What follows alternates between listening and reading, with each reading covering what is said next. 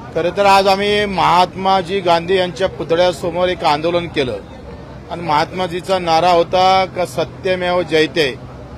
आता सत्य का आहे हे पत्ते चालतं मोबाईलमधले। मोबाईलमध्ये जर असे पत्ते खेळलो आपण तर ते जुगार होत नाही, पण हेच पत्ते जर ऑफलाईन खेळलो तर जुगार होते। म्हणजे 1 लाख लोकांवर कारवाई वर्षभरात, ऑफलाईन पत्ते जर खेळले तर कारवाई होतं आणि ऑनलाईन खेळलं तर कारवाई होत नाही।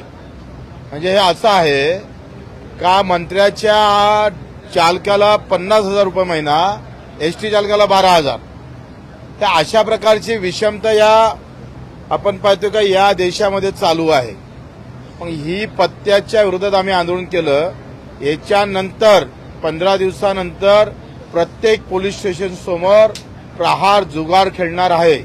ऑफलाईन जुगार, ऑनलाईन जुगार अदानी अंबानी अशा मोठ्या व्यापाऱ्यांचे चालू आहे, तसा सामान्य माणसाचा जुगार चालू ठेवा। एक तर दोनही बंद केले पाहिजे।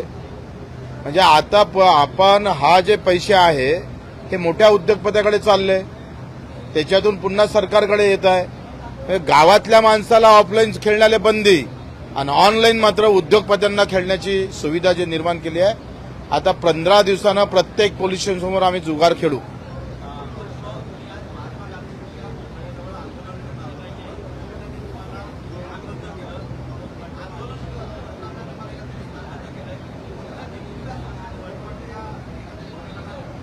नाही, मला असं वाटतं का पोलिसांनी कारवाई केली बरोबर आहे, कारण कायदा ऑफलाईन जुगार खेळता येत नाही, कायदा ऑनलाईन जुगार खेळायला परवानगी देतं। त्याच्यानं त्यांनी केलेल्या कारवाईच्या बद्दल आमची काही नाराजी नाही आहे, पण हे आंदोलन आम्ही पुन्हा लोकांसमोर नेऊ, लोकांच्या हे लक्षात आणू का अशा पद्धतीची कारवाई का होतं। ऑनलाईन खेळायला परवानगी भेटतं आणि ऑफलाईन खेळायला परवानगी भेटत नाही, दोनही बंद करा। हा प्रश्न लोकांपर्यंत न्यायचा आहे।